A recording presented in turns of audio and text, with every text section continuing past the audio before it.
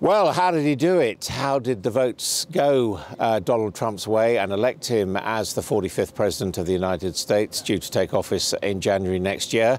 Ed is at the big board with his analysis. Ed. Yeah, thanks a lot, Adam. And you can see behind me the map of the United States of this astonishing election. And just look at the top. Donald Trump needed 270 electoral college votes to win. He is over the line already. And as you can probably see, we've still got some states yet to declare, but he has comfortably walked this so far. Remarkable result, particularly when you consider what the polling was suggesting earlier on in the evening. But how did this happen? Well, just one of the most remarkable things to look at is what happened over here, the Rust Belt, Iowa, Wisconsin, these kind of states, which last time around was considered relatively safe territory for the Democrats. Let me show you what happened in 2012. Have a look still at those states. Last time around, this was the result. Blue across here, blue for the Democrats. That was the safe firewall that Hillary Clinton thought she could rely on, but it didn't hold. It didn't hold. And as a result, Donald Trump took so many of these states, Ohio, Pennsylvania, Indiana, Wisconsin, these key states that helped him go over the line. And then, of course, there's this one, Florida. Florida, 29 electoral college votes. Let me just show you that. 29 electoral college votes in Florida. Last time around, back to 2012 again, that was blue. This time around, red. And that is where Donald Trump started to win. That's the moment that people started to react to the news coming out of this election.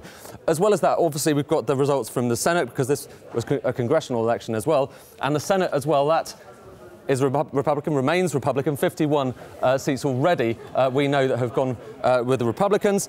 And also he has the House as well. So control of the House, the Senate, and the White House as well. How important will that be when it comes to nominating Supreme Court justices and indeed implementing policies?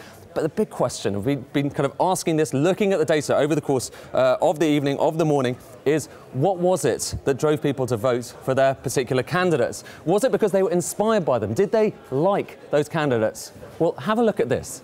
This was a question that was asked in the big official exit poll while people were actually voting. How do you feel about the candidate you voted for? Strongly favour. 42% of people that voted said they strongly favour the candidate. Last time, that was 65%. So down from that to 42%. Whereas the number of people who wanted to vote for that candidate because they disliked the others, that was up from 10% to this, 25%. So you see, it's partly about apathy. It's not necessarily about being inspired by Mr. Trump. It's about not liking the other candidate necessarily as well.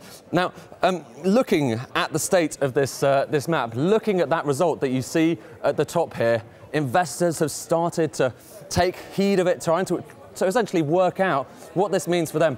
And there have been certainly roller coasters on markets over the course of the evening. Let's just show you the Mexican peso against the US dollar. Now, over the course of the evening, the peso, of course, remember that Donald Trump has talked about potentially imposing trade restrictions on Mexico. He's talked about that wall. So this has been one of the key barometers for his campaign. And it has fallen faster and further than any single trading session on record. A big shock there, because investors were expecting a Clinton victory, and then this happened.